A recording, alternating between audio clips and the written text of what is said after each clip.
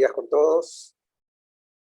Muy amable por la invitación, sobre todo en una fecha especial como es la celebración del Día del Contador Interamericano, ¿no? Es muy importante que tengamos presente, digamos, no solamente nuestras actividades y celebraciones locales, sino también que hagamos un alto y una celebración especial para remembrar, ¿no?, este tema tan importante que nos une en toda América. Voy a empezar a compartir la presentación.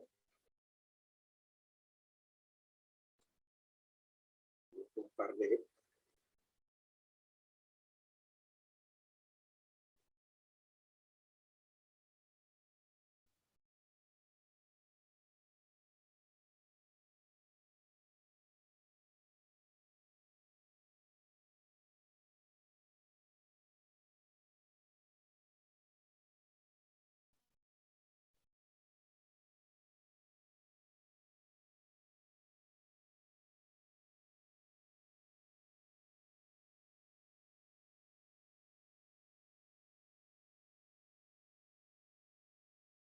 Me comentan si es que se puede ver.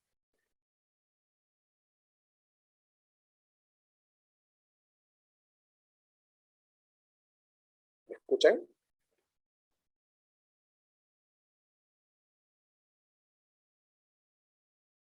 Hola, hola. Se escucha bien. Ah, ya, excelente, gracias.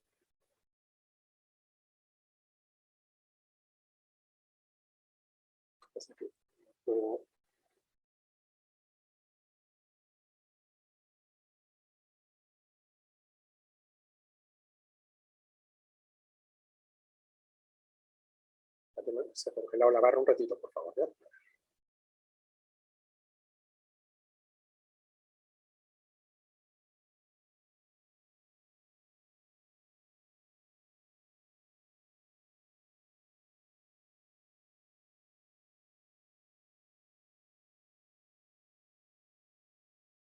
Eso que a veces nos falla la tecnología.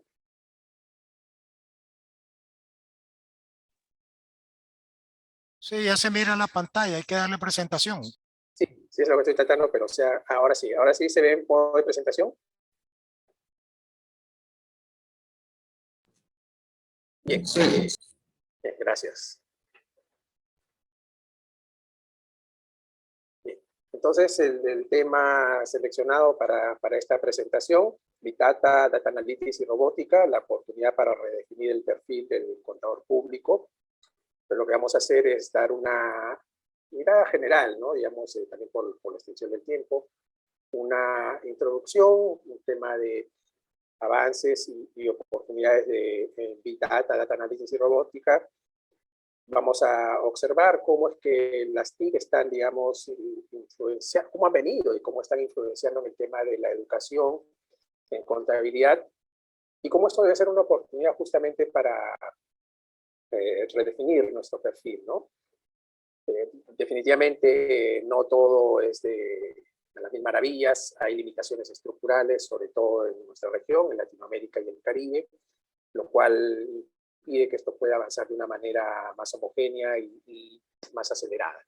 Finalizaremos con algunas reflexiones finales. La profesión contable se ha visto influenciada durante décadas por los cambios constantes de la economía, tanto la economía global como las economías locales, y de la sociedad en su conjunto, así también como por el avance vertiginoso de la era digital. Puede observarse desde múltiples ángulos, con distintos enfoques y también con distintos impactos. En este contexto surgen nuevas formas de realizar los negocios, así también como la demanda de nuevas competencias y habilidades para el ejercicio profesional, ¿no?, que contribuyan con el proceso de toma de decisiones en entornos digitales. Pues es muy importante este aspecto de la demanda de nuevas competencias y habilidades, no solamente hablando de competencias técnicas, de las famosas habilidades blandas, sino también de las habilidades digitales que demanda hoy en día el mercado.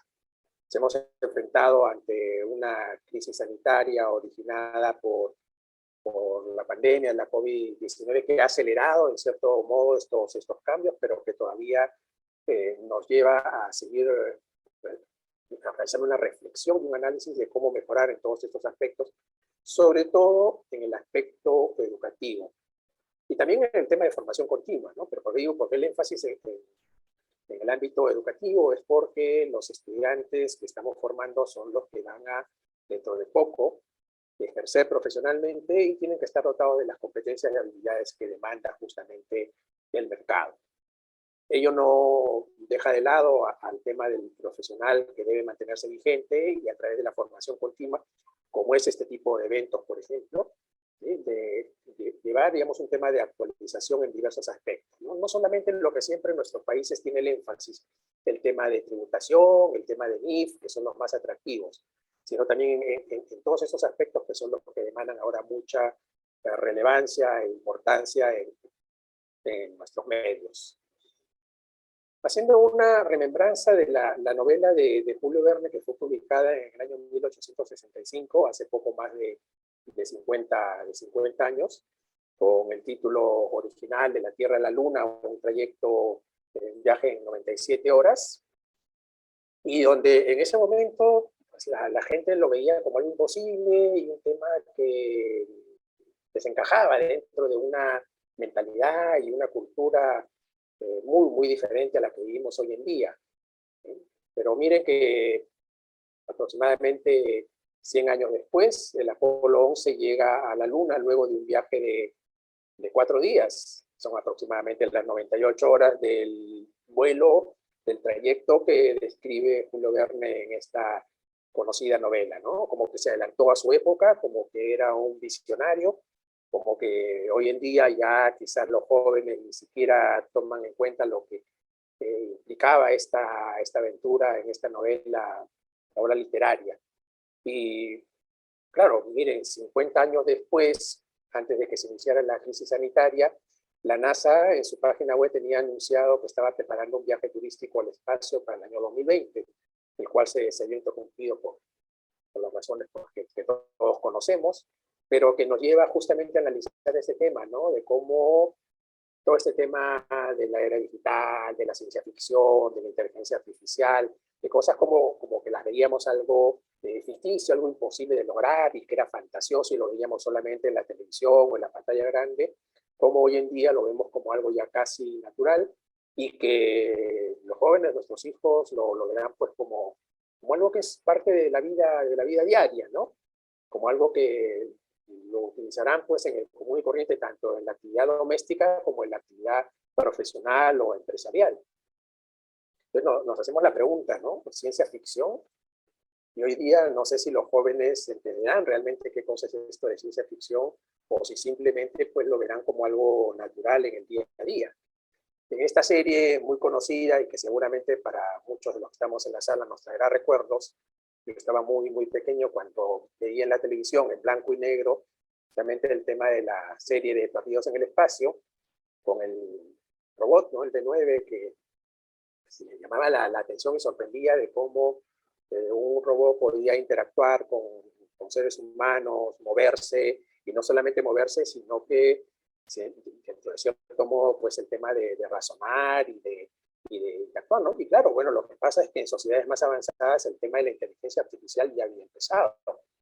Nosotros venimos a hablar de inteligencia artificial, de la digital, recién en estas últimas décadas o en estos últimos años, pero ya era un tema que ya prácticamente ya tenía su inicio, ¿no? En la década de los 60 del siglo pasado.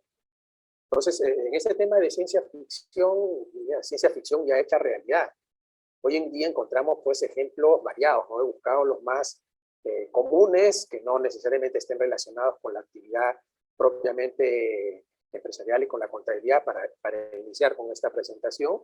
Y claro, hacer referencia a Siri, ¿no? Siri es un asistente inteligente que te ayuda a hacer todo más rápido en tus dispositivos, ¿no? Con una variedad de aplicaciones y de situaciones, ¿no? Se inicia en el 2011 con Apple.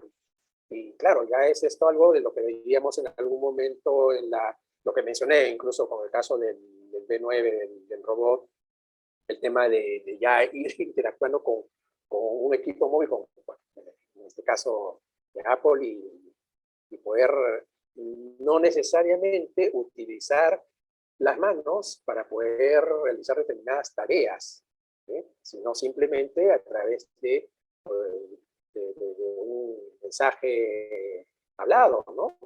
¿Sí? Y no es el único caso, ¿no? O sea, digamos, tenemos el tema de Alexa, un servicio de Amazon que te permite crear experiencias de voz naturales con una forma intuitiva para interactuar con la tecnología que utilizan a diario las personas. Esto surgió con Amazon en el año 2014. Miren que estamos hablando de la década pasada. Ya estamos en la tercera década del siglo XXI. Yo recuerdo cuando veíamos la llegada del siglo XXI, que se acaba el siglo XX y como algo pues que de mundo y otras cosas similares, pero miren, veámoslo desde otro punto de vista, ¿no? Sino de lo que se venía, no el fin del mundo, sino el inicio de un mundo con una tecnología y con un espacio digital mucho más avanzado y hecho realidad. Yo no sé hasta qué punto hoy día podríamos hablar de ciencia ficción. ¿Sí? Hoy día realmente esta ciencia, lo que nosotros denominamos en algún momento ciencia ficción, es algo que se ha hecho realidad, ¿no? Y así como esto podemos encontrar muchos más ejemplos, una variedad que nos llevaría pues a dedicarle horas de horas a conversar sobre estos temas. Entonces ya para ir centrándonos ya más relacionando con nuestro tema y sobre todo cómo la evolución de la tecnología y el almacenamiento de datos han ido posicionándose, como dije anteriormente, en la vida doméstica y en la actividad empresarial, en los negocios y también en la contabilidad. Ese es el ejemplo más básico, pero que es el más comprensible, el más visible. Y claro, ¿quién ha visto teléfonos como este?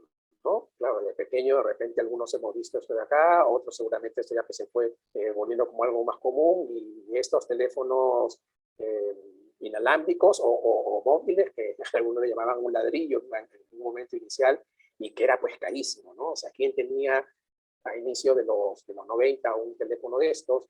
O a mediados de los 90, cuando ya nuestros países empiezan ya a expandir y, claro, con costos elevados. Pero hoy en día, pues, un smartphone, un equipo móvil, que puede ser pues un iPhone o un smartphone, pero que definitivamente nos lleva pues a un tema de análisis de qué tanto usamos esa tecnología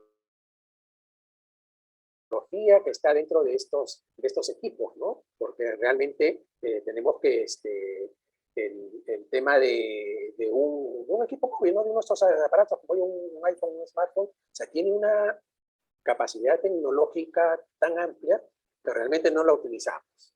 Cuando un joven sale pues un nuevo modelo de iPhone o un nuevo smartphone de Samsung o de cualquier otra marca, ¿por qué compran estos equipos?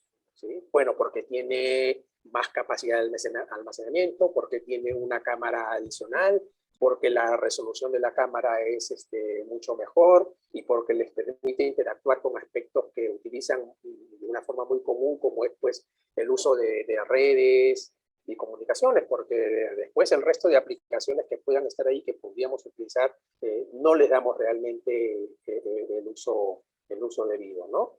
Es inclusive en el sentido de que, por ejemplo, yo en mi casa todavía tengo un teléfono fijo. El plan que tengo está amarrado pues, con la televisión por cable y la internet. ¿Por qué mantengo el teléfono fijo? A pesar que normalmente no lo utilizamos, es para recibir las llamadas, pero básicamente el teléfono suena en dos tipos de situaciones, ¿no? Cuando llama a mi mamá, pero ella no utiliza un teléfono móvil, o cuando hay algunas de estas llamadas comerciales de bancos o venta de seguros. Pero después, básicamente, este teléfono fijo ha sido ya sustituido por los teléfonos móviles, repito, con una tecnología impresionante, pero que no la utilizamos de repente ni siquiera al 20 o 30%. Y luego viene el tema del almacenamiento de datos. Siempre menciono este tema cuando en la década de los 80 yo empecé a estudiar contabilidad en la Universidad Católica y llevábamos un curso de informática. Y este curso se desarrollaba, entenderán, pues en la década de los 80 se desarrollaba en un aula, ¿no? Donde el profesor nos explicaba programación COBOL, inclusive en la pizarra. claro, nos enseñaban el lenguaje de programación COBOL, que nunca lo volví a ver, y el computador no lo veíamos, el computador era inmenso, era, de acuerdo a lo que nos explicaba el profesor, más grande que el aula, y estaba ubicado en un ambiente especial.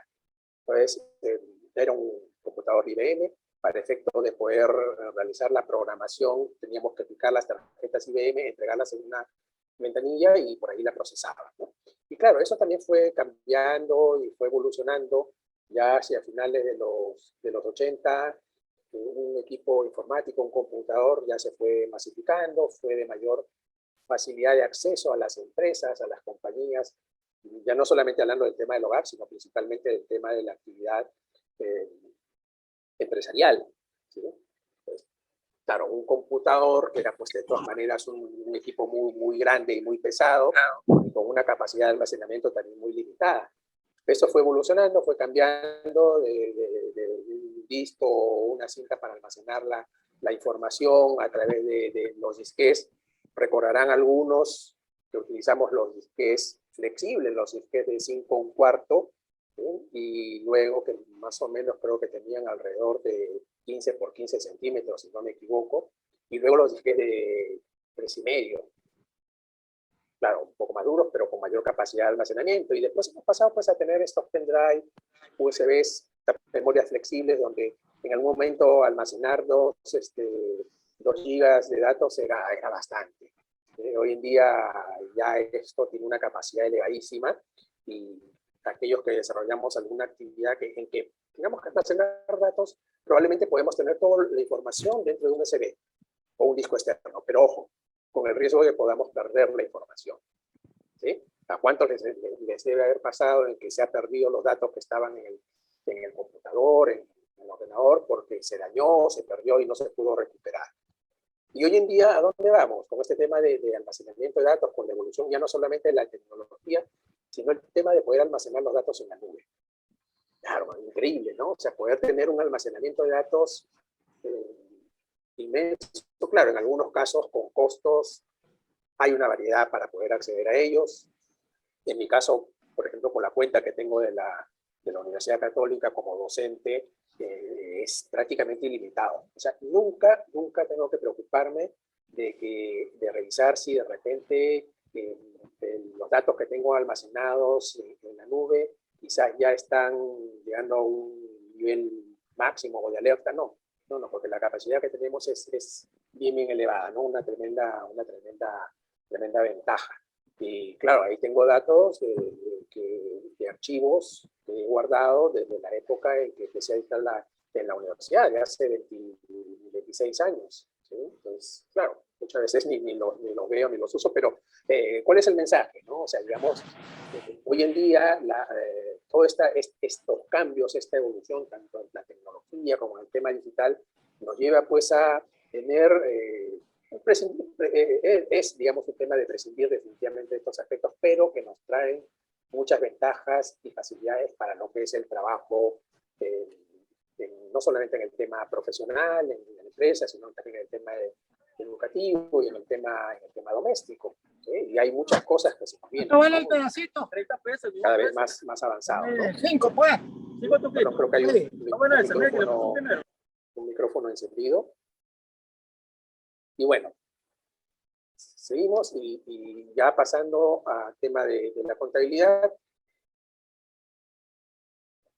Hay una disrupción en la contabilidad, un cambio tremendo que se ha ido dando de finales del siglo pasado, pero que se ha ido acentuando en la presencia de este siglo XXI.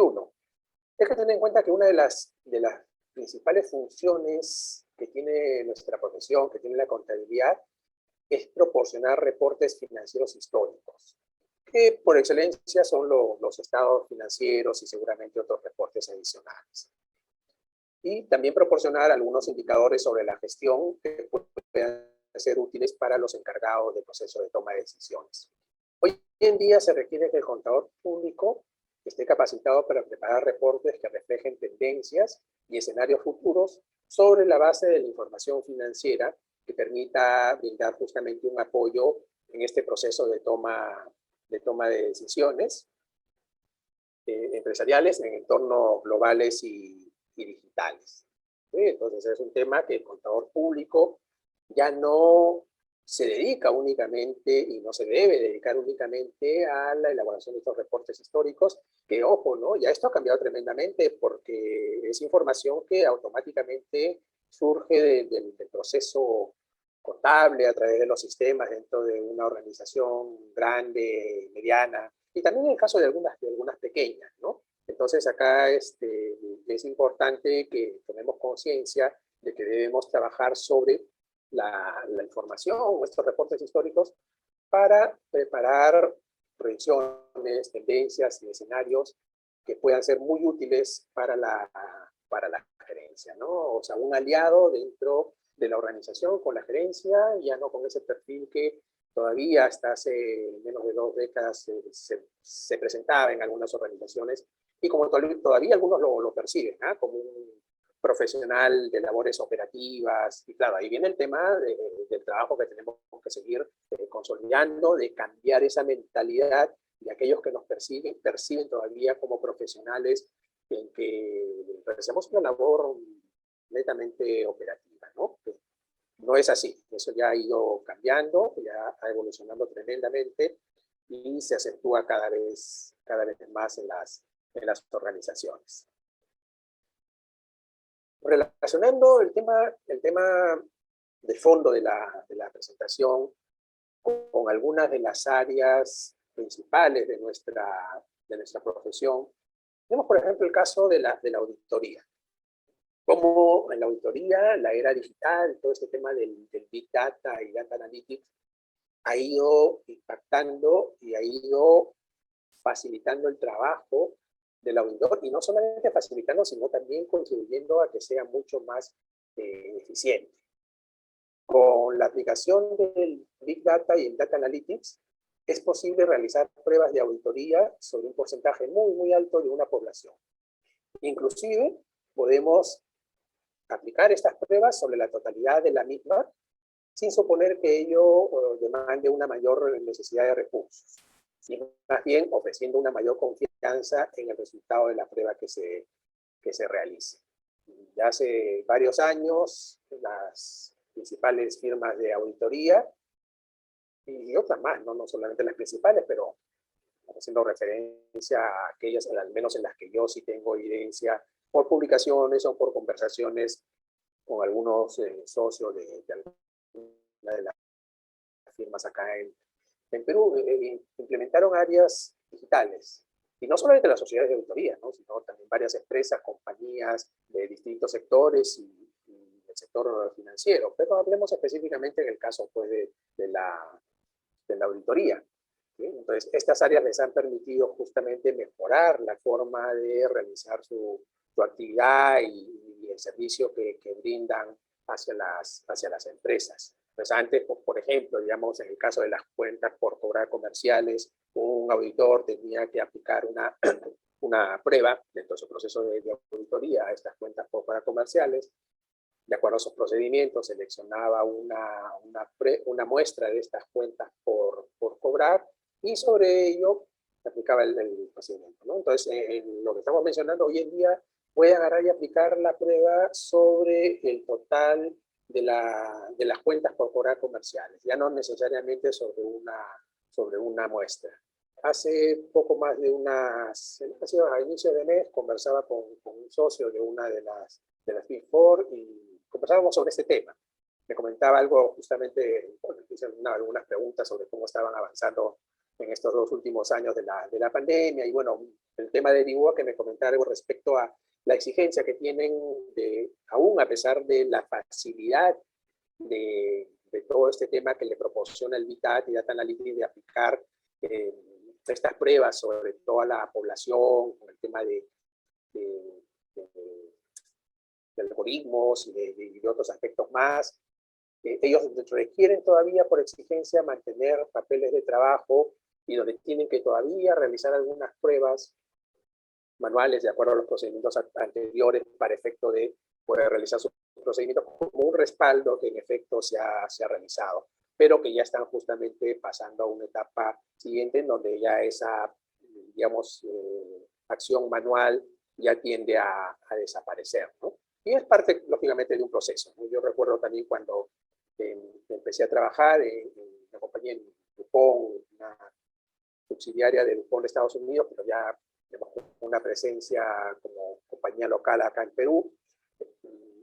Tenían ya, la matriz estaba utilizando un programa de contabilidad, incluso en Hewlett Packard, en un HP, y donde había que digitar los datos, ¿sí? Había que digitar todos los datos, pero el director de finanzas pedía que llevemos la contabilidad manual todavía para hacer una comparación. Era una persona mayor, pero vamos pues al hecho de todavía no tener en esa época, de los 80, tener una confianza total de la tecnología, y creo que fue 2 años, ¿no? Hasta que ya por fin lo convencimos de dejar la parte manual y de que realmente los resultados que se obtenían a través del procesamiento electrónico de datos eran válidos, ¿no? Entonces son experiencias y situaciones que se dan y que van a ir cambiando.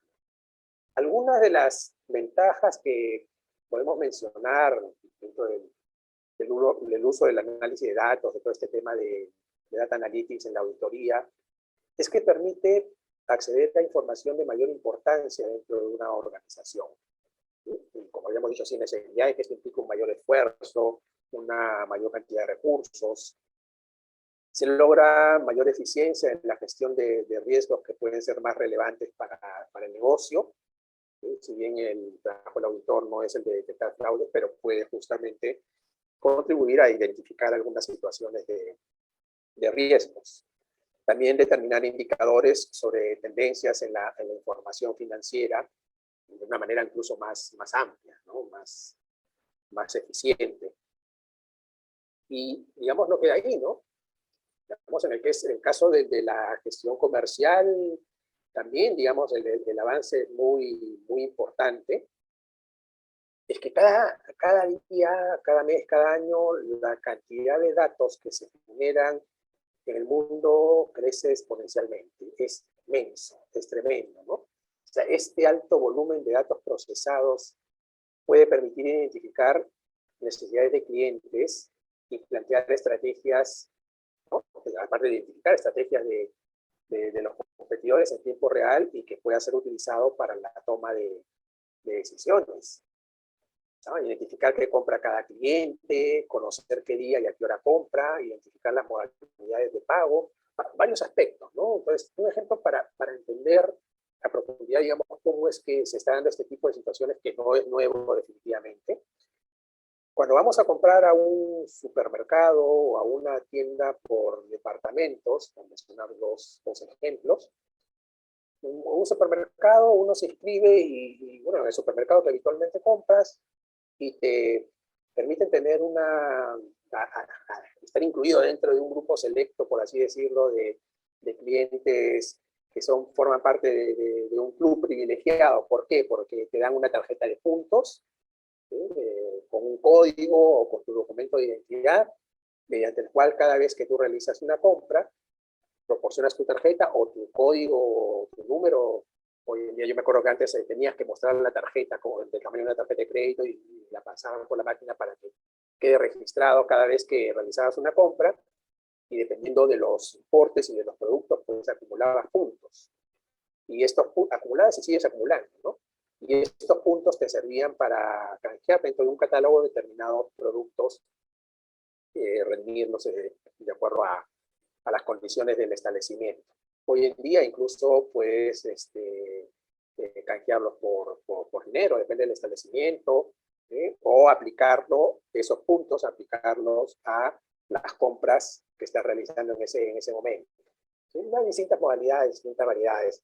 Entonces nosotros decimos, claro, somos privilegiados de tener, qué bien me trata el establecimiento, siempre voy a comprar en este supermercado o en esta tienda por departamentos, porque me están brindando algo adicional. Yo compro y me están regalando con estos puntos la posibilidad de obtener canje de otros productos o aplicarlos para rebajar el valor de mi compra futura.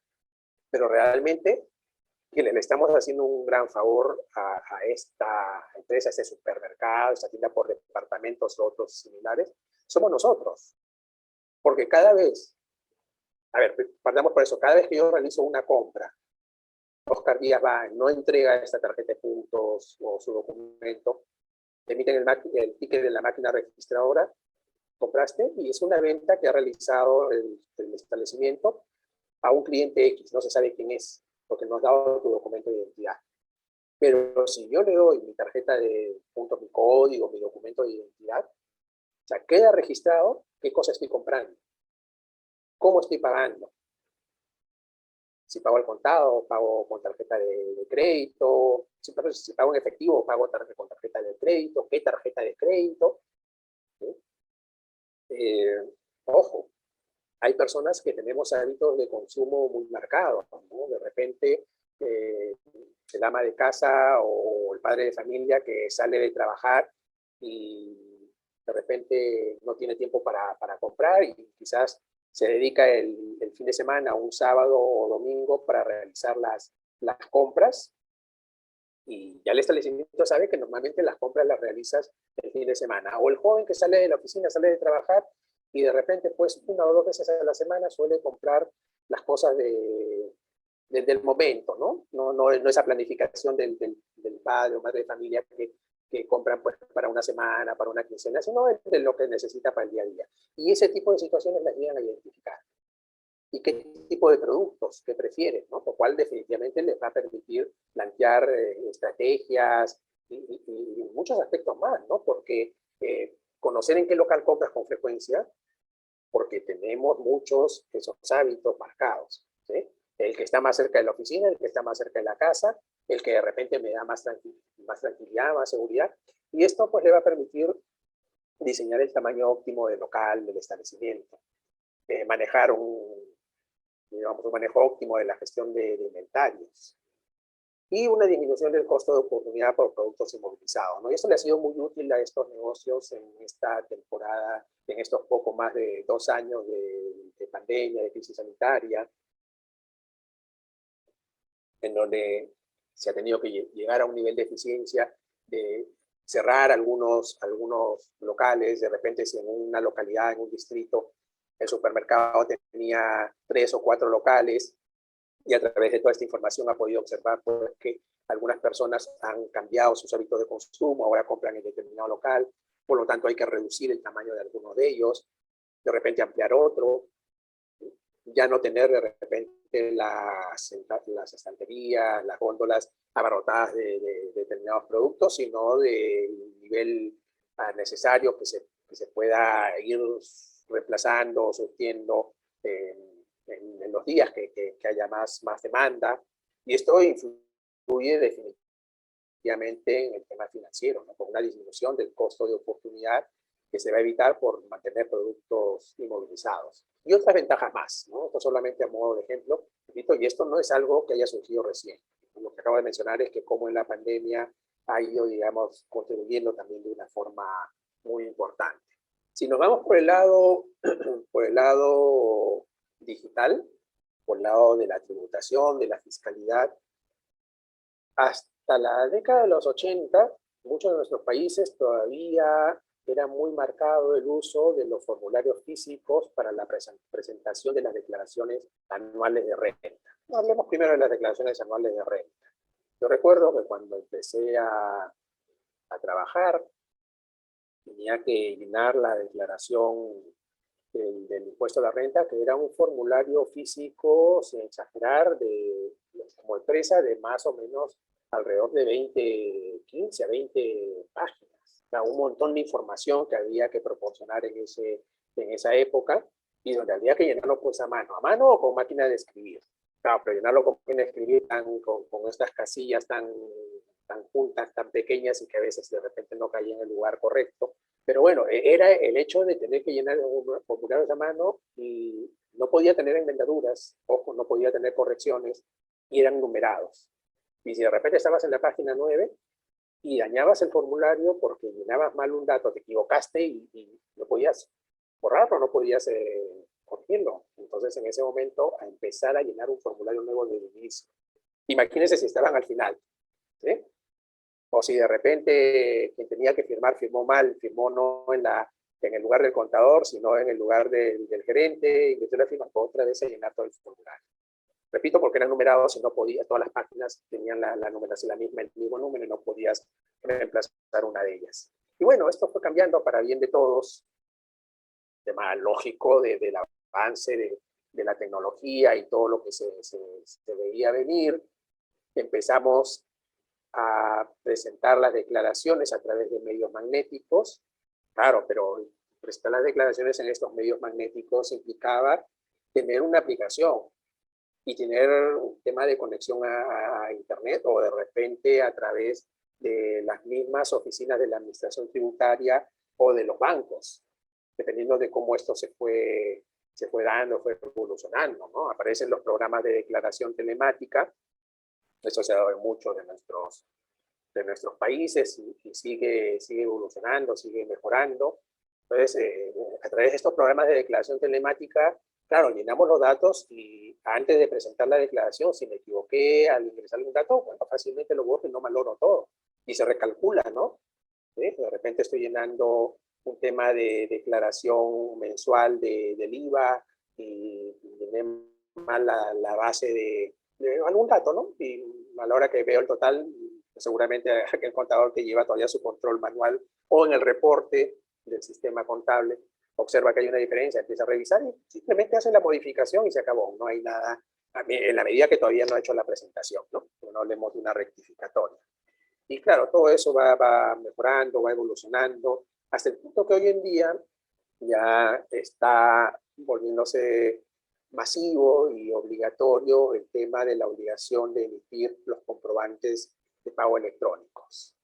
¿Ya? Esto, por ejemplo, en la experiencia de México, Brasil, también en Chile, muy importantes, ¿no? Incluso en México, de cómo ha ido avanzando ya está el tema no solamente de los comprobantes electrónicos, sino también al tema de la contabilidad. ¿Sí? Acá en el caso peruano ya se viene emitiendo hace varios años el tema de comprobantes de pago electrónicos. Algunos contribuyentes, dependiendo de cómo están securizados o cómo se ubican de acuerdo de repente principales contribuyentes o otras disposiciones de la administración tributaria, ya estaban obligados y se fue postergando, digamos, el tema ya masivo, pero por ejemplo a partir ya de este año, de junio, ya todos los comprobantes de pago en el caso peruano son emitidos de forma electrónica. Los recibos de honorarios profesionales, los que emiten los profesionales independientes, también ya están dándose de manera electrónica. ¿Y cuál es la ventaja? Podemos verlo de dos lados, o sea, cómo el tema digital nos está brindando alguna ventaja. Digamos, veámoslo primero por el lado del contribuyente.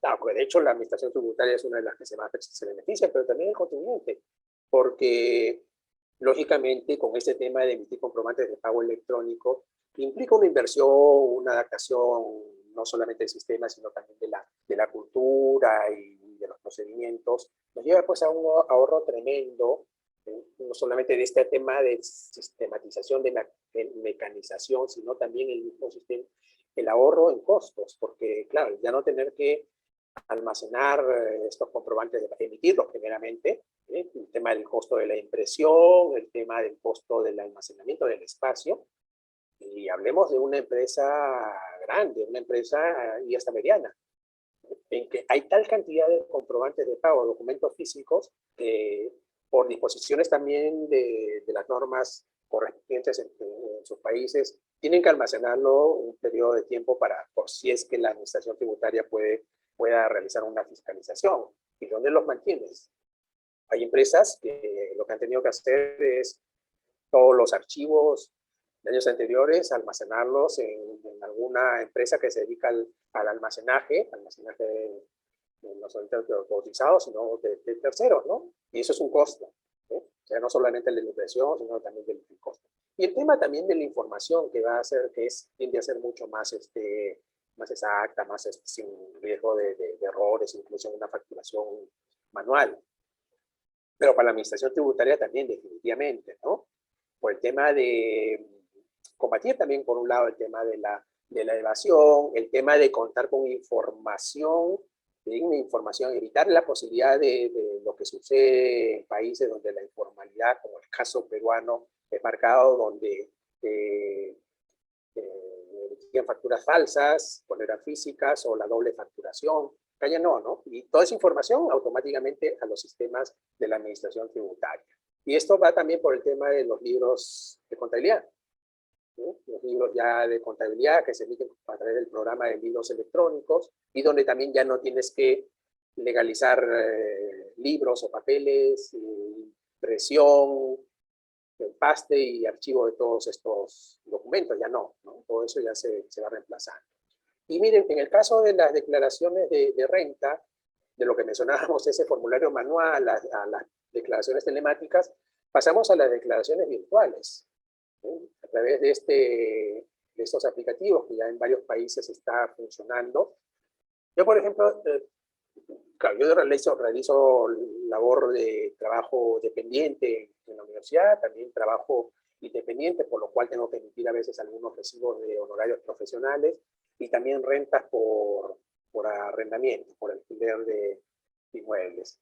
Entonces, ¿qué había que hacer? Había que ingresar todos los datos en el aplicativo para presentar la declaración de renta, por tener, digamos, distintas, ¿no? Porque si es el caso solamente de trabajo dependiente, el empleador es el que te retiene y el que declara, y ahí acaba, ¿no? En mi caso, digamos, como mi caso, ahí hay, digamos, esta obligación de presentar la declaración y pagar el impuesto resultante si es que lo viene.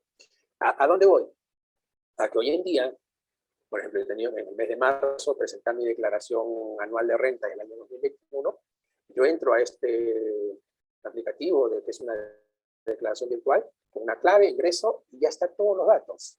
O sea, ya está toda la relación de remuneraciones que me pagaron durante el año, con las retenciones que me hicieron del impuesto de la renta, está la relación de los recibos de honorarios profesionales que he emitido y las retenciones que me hizo la persona a la que empresa a la que le brindé el servicio, y también los datos de los pagos de los arrendamientos con sus impuestos correspondientes. ¿Qué haces? Validas la información, si es que hay monto a pagar, realizas el pago, si hay un saldo, solicitas la devolución o la aplicación al año siguiente, y se acabó, ¿sí? O sea, ya no hay ese tema de complicado, de tener que estar ingresando información, ya no, solamente un tema de validación, salvo que hayan por ahí datos que no se hayan incluido, ¿no? Entonces, este tema del Big Data en la tributación, como ejemplo, digamos, ha logrado de incrementar las acciones de fiscalización. Por ejemplo, en Estados Unidos utilizan el Big Data para combatir el fraude fiscal. Claro, pero ojo, una sociedad donde todo está bancarizado, donde para la entidad fiscal va todo más por el cruce de información a través de las cuentas bancarias, a ver si es que esto coincide con los ingresos que uno tiene. Claro, digamos, envidiable de tener este tipo de situación que no se da mucho en nuestros países y donde seguimos trabajando para que todo esté bancarizado, no solamente por el tema de seguridad, sino también para evitar temas de evasión, temas de lavado de activos y otros más. En España, también a través del Big Data se permite identificar a contribuyentes que podrían haber defraudado al fisco.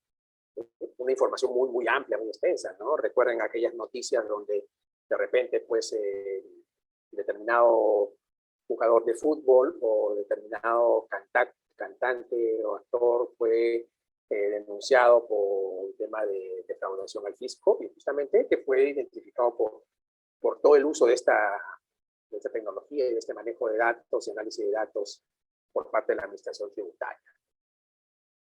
De acuerdo a un informe del BIT, la parte fiscal y sobre todo las administraciones tributarias son las que más se han beneficiado con el tema del Big Data Analytics, que le permite a la administración tributaria contribuir con información que es requerida por otras instituciones del Estado dentro del marco legal, del marco jurídico que las faculte, implementar más acciones para combatir la evasión tributaria.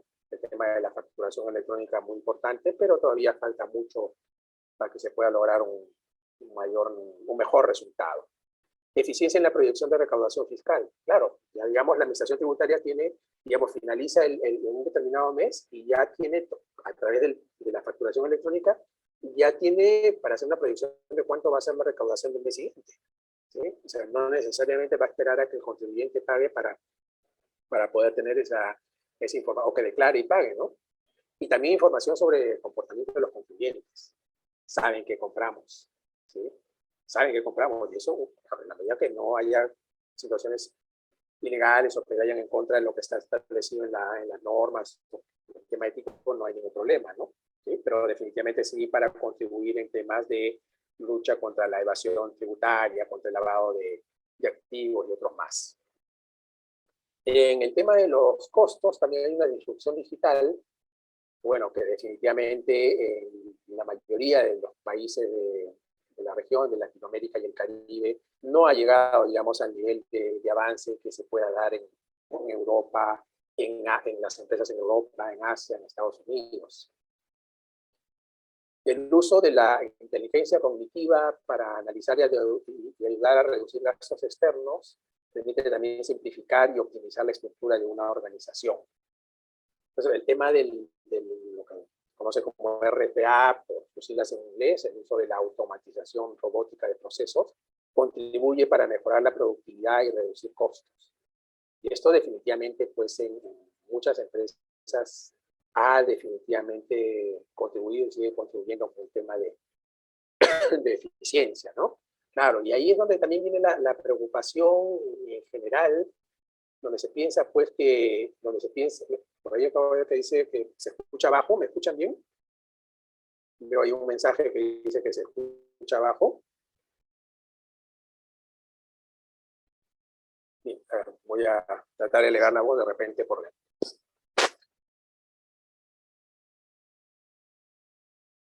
Ya, no, que se escucha bien. Entonces debe ser de repente el equipo de alguno de los asistentes, ¿no?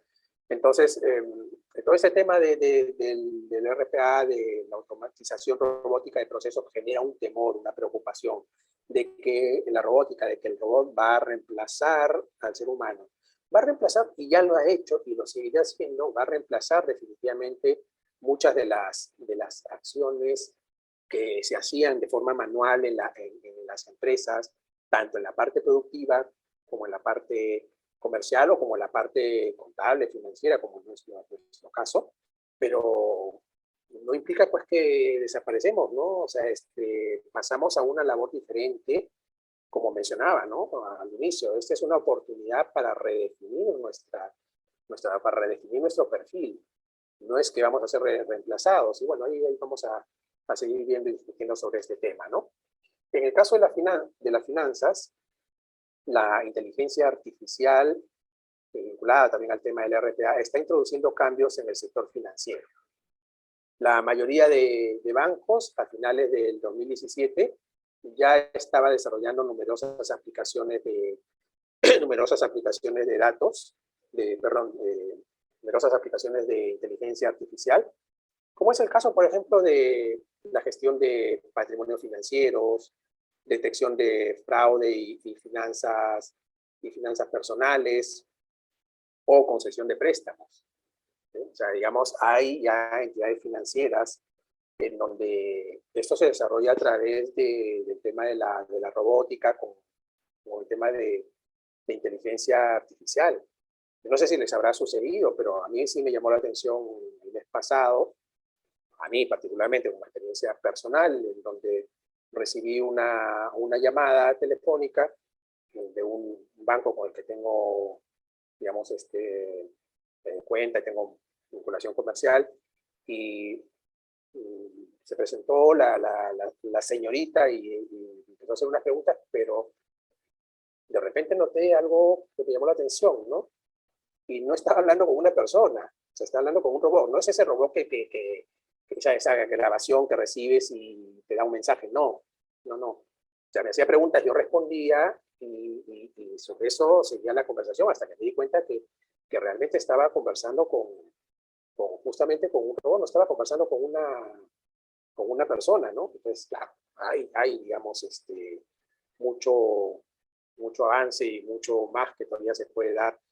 Y ya bancos como el Citibank, que recuerdo que antes de la pandemia habían anunciado que ya en algunos países de acá de Sudamérica se había retirado, pero que iba a regresar, con una banca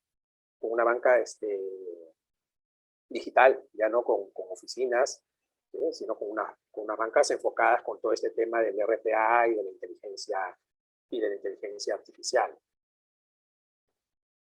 A modo de resumen, solamente a modo de resumen, la robótica nos brinda un gran apoyo a las labores contables. ¿Sí? Un gran apoyo, o sea, no, soy de las personas que dicen, no vamos a ser reemplazados por los robots. Vamos a aprovechar la robótica justamente para emplearla dentro de nuestras labores, ¿no? Tratar de avanzar un poco más rápido, porque ahora me va ganando. La robótica, mediante el uso de algoritmos y de la inteligencia artificial, está permitiendo automatizar tareas que son repetitivas en las organizaciones de nuestra área, por ejemplo, con ahorro de tiempo y con mayor eficiencia. Por ejemplo, las conciliaciones bancarias. Como el estado de cuenta que te llega por un correo electrónico a través de justamente una programación, un pequeño diseño que no es nada complejo para los que conocen de todo el tema informática, cómo va a hacer la captura de la información que llegó al correo electrónico, sin que todo sea un proceso adicional. O sea, de extraer todo ese tema de inteligencia artificial, de algoritmos, va a capturar el correo electrónico donde está el archivo que te envía el banco con el estado de cuenta, en medio digital, va a utilizar la información que está en tu sistema contable respecto al movimiento de bancos de ese banco, de esa cuenta en moneda local o moneda extranjera, y va a realizar la conciliación, lógicamente con procedimientos que están definidos en función a estas tareas automáticas y repetitivas que hacía el contador público. O sea, no es que se diseña sobre algo diferente, ¿no? Esa es la base, el punto de partida. También el revisar correos electrónicos mediante el cual de repente un proveedor te envió un comprobante de pago, una factura, y provisiona esas facturas. Ojo, a lo que estoy mencionando son ejemplos de situaciones que ya se están dando, ¿no? Que están aplicando en distintas empresas, y donde va a provisionar la factura en tu contabilidad, y donde va a continuar todo el proceso de programar y procesar los pagos a los proveedores. ¿Sí? También te permite acceder a base de datos de entidades oficiales para obtener información oficial, como por ejemplo, como que el tipo de cambio. ¿Sí?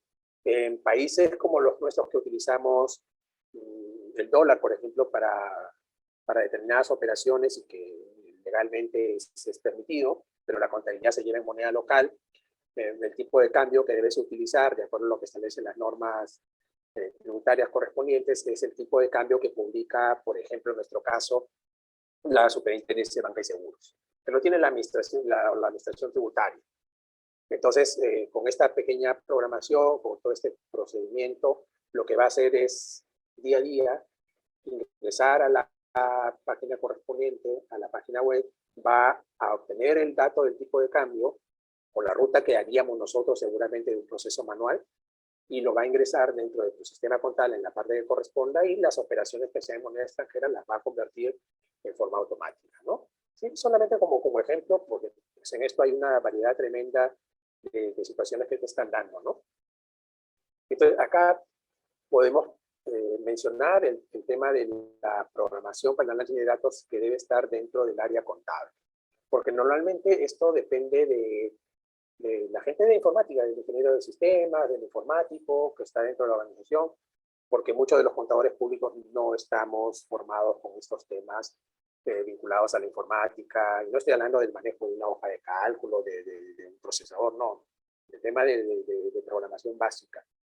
Entonces, como ya hemos mencionado, esta cantidad es inmensa de datos, son públicos y privados, muchas veces nos obligan a que tengamos que depender de terceros, como es el encargado de informática dentro de la organización, para poder acceder a estos datos importantes para la toma de decisiones.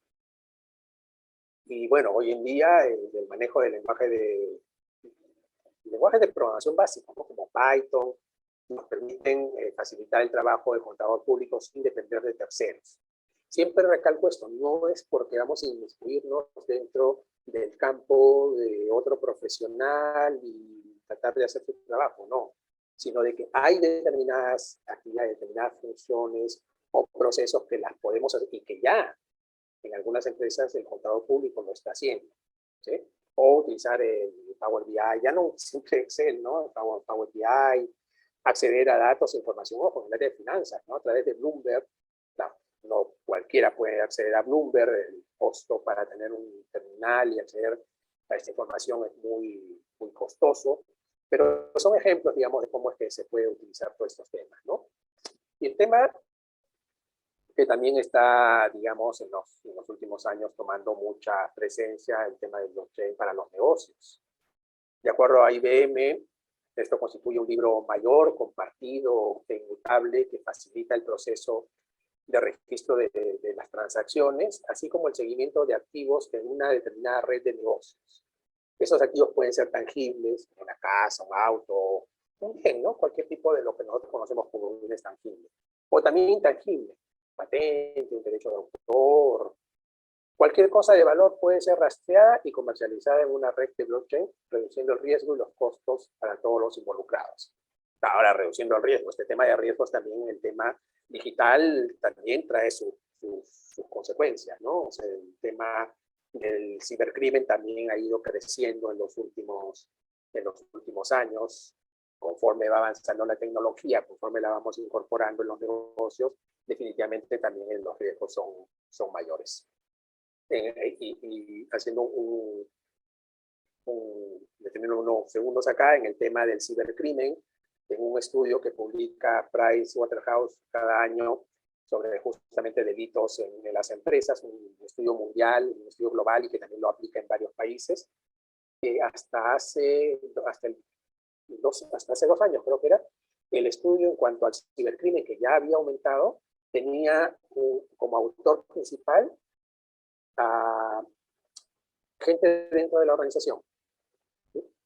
Gerente de gerencia media, pero era más del 50% era a través de gente dentro de la organización. En el último estudio ya esto se ha revertido y más bien los ataques vienen más de afuera, ¿no? Entonces una red de blockchain puede hacer seguimiento de pedidos, pagos, cuentas, detalles de producción, muy amplio, ¿no? Además, debido a que los usuarios comparten una fuente única digna de información, puede ver todos los detalles de una transacción de principio a fin, ¿sí? Lo cual permite generar mayor confianza y eficiencia. Entonces, acá de acuerdo a esta figura, hay que tener en cuenta algo que dije al inicio, ¿no? O sea, cuáles son las demandas de mercado, qué es lo que requiere hoy en día el mercado en cuanto a la formación de profesionales.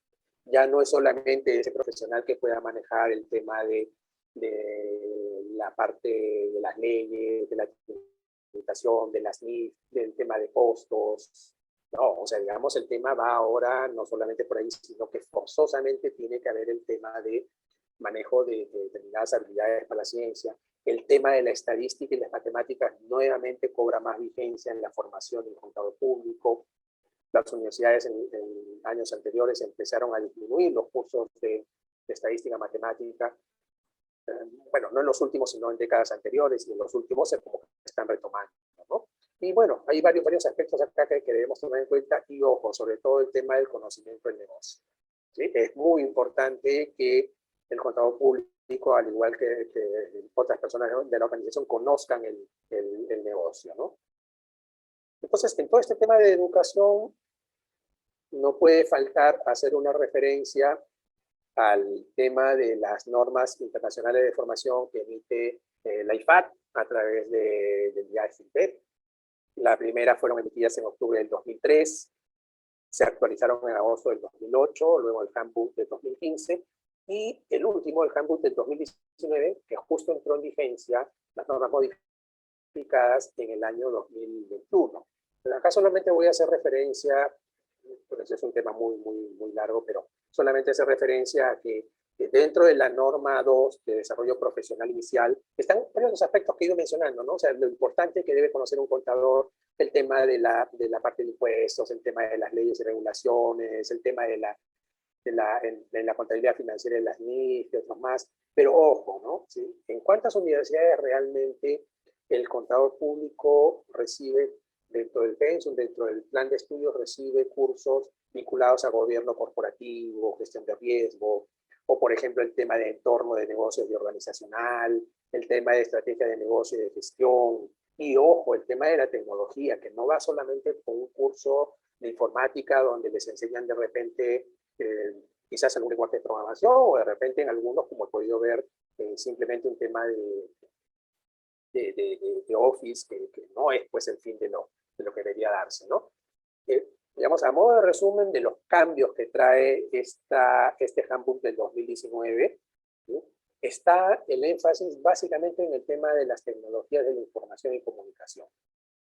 El contador público, de acuerdo a lo que se establecen estos estándares, que es una recomendación del IFAC, de que los países miembros de la federación debemos implementar acciones para que en las universidades se adopten estas normas, no con el fin de que se logre, como algunos plantean, un plan de estudios únicos. Es imposible.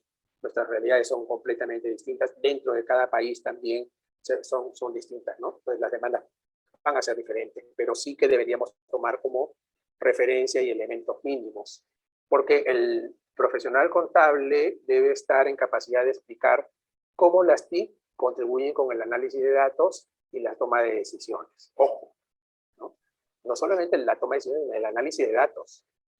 Debe estar en capacidad de explicar cómo las TIC apoyan la identificación, la presentación de informes y la gestión de riesgos en una organización. Es el conocimiento del negocio de una forma completa. Debe estar en capacidad de utilizar las TIC para analizar datos e información. Por eso también es importante el tema de lo que mencionaba, el tema de lenguajes básicos de programación. Acá rápidamente, esto sí no me voy a detener, pero miren acá, y bueno, voy a dejar la presentación porque si la quieren compartir con los asistentes. Pero, por ejemplo, digamos, este es de la Universidad de Chile, y acá observamos, por ejemplo, un curso de tecnologías y sistemas de información, aparte de los cursos de matemática y estadística, también cursos de análisis de datos, sistema de administración de base de datos, infraestructura de tecnología informática, auditoría de las TIC.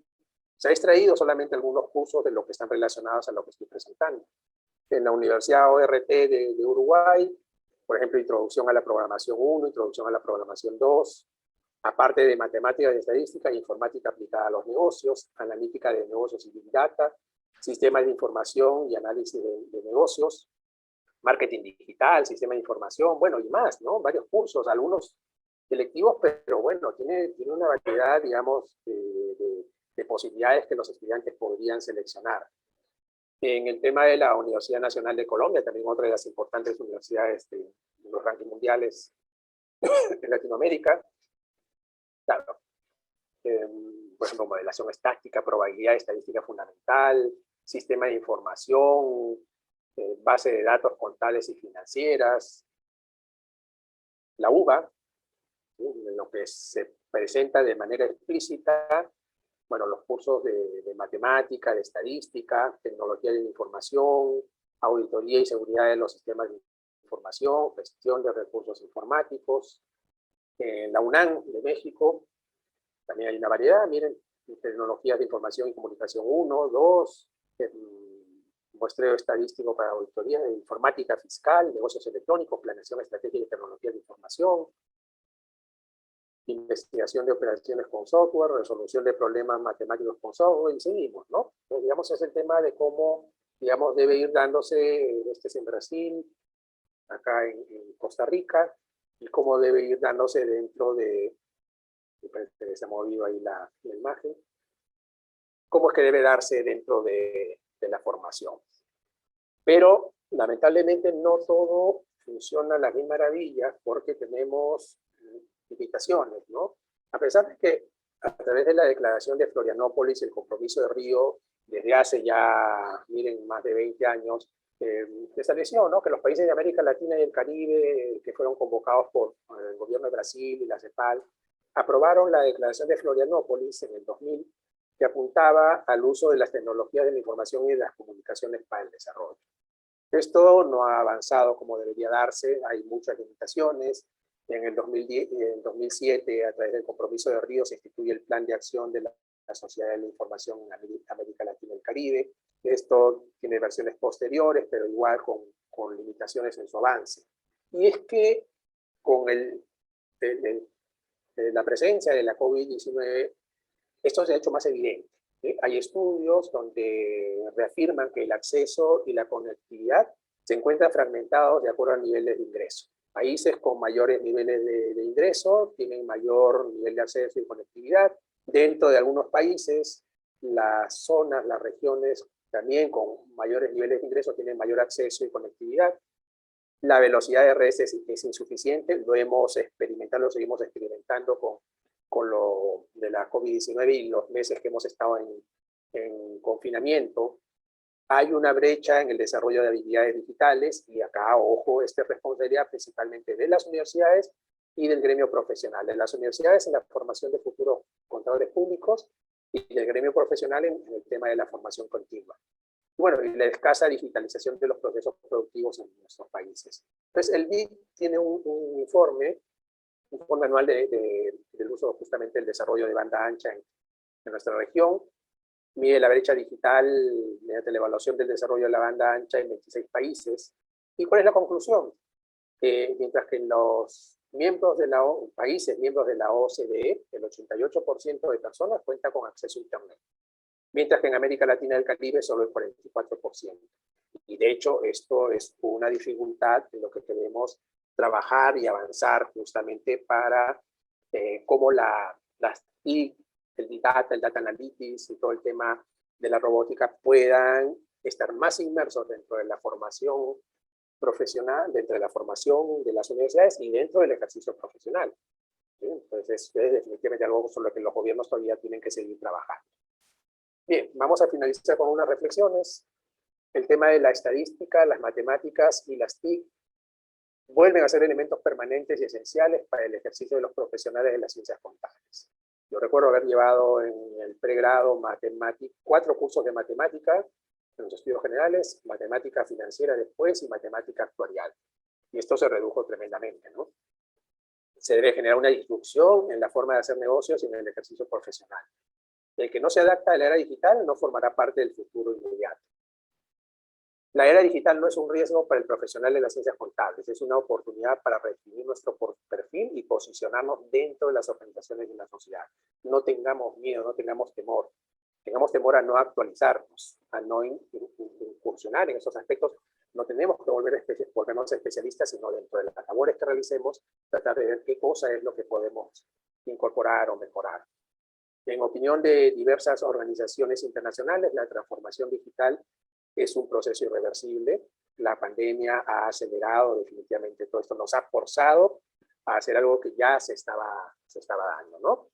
Entonces, estos grandes cambios en las organizaciones y en la forma de realizar sus operaciones en un entorno digital por esta crisis, hace que se requiera profesionales que cuenten con habilidades digitales para hacer frente a estas demandas. Miren estos datos, ¿no? El 50% de todos los empleados necesitarán volver a formarse para el 2025. Y el 2025 está acá, como siempre digo, está a la vuelta de la esquina. A medida que aumente la adopción de la tecnología, van a tener que volver a formarse. Vamos a tener que volver a formarnos. En cuanto a tema de habilidades, el pensamiento crítico y la resolución de problemas encabezan la lista de habilidades que los empleadores creen que crecerán en prominencia en los próximos 5 años. Y ese tema de pensamiento crítico, de inteligencia emocional, de capacidad para resolver problemas, ya venía trabajándose hace varios años en nuestro medio y ahora pues va a seguir creciendo y va a ser más demandado. Se espera que el ritmo de adopción de la tecnología no disminuya y pueda acelerarse en algunas áreas. La contabilidad es justamente una de ellas. La contabilidad en donde el ritmo de adopción de la tecnología va a ser cada vez más marcado y que se acelere es justamente una de ellas. La adopción, y hay que estar alerta a ello, la adopción de las TIC, el Big Data y el comercio electrónico siguen siendo una alta prioridad para los líderes empresariales, siguiendo una tendencia que ya estaba establecida en años anteriores, ¿no? Por lo que ya he mencionado, se ha acelerado. Pero viene la pregunta final, ¿estás listo para el cambio? Si no estás listo, ojo, hay quienes sí lo van a estar, tanto contadores públicos como personas de otras carreras que pueden incursionar en labores que nos corresponden, ¿sí? Así que no hay que temerle a todo este tema, hay que más bien tomarlo como un desafío y adecuarnos para redefinir nuestro perfil. Y bueno, desearles a todos un feliz día del contador público interamericano. muy buena convocatoria de los organizadores. Estamos con una sala con más de 400 personas y eso es muy importante, ¿no? O sea, eso denota la calidad de los organizadores y agradecer al Colegio de Contadores Públicos de Nicaragua, a sus autoridades y en especial a mi amigo Cornelio Porras por la invitación.